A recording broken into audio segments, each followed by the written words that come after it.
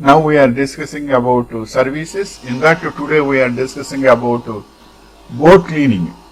Experience, training or licensing may be needed for this. Boats that are hauled out of the water for the winter or even just for mid-season repairs will need the hull cleaned.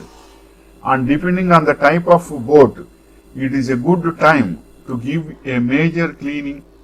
Everything else to the decks, the sleeping quarters, the head and the holds. Start by approaching homes that have a boat sitting in the yard, or you could market your services to the marina to contract you to do the boat cleaning.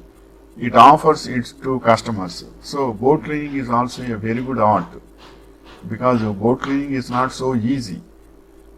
But you should have some manpower and you should have specialization also in that. Then boat cleaners are also available to all boats in the shipyard and all these.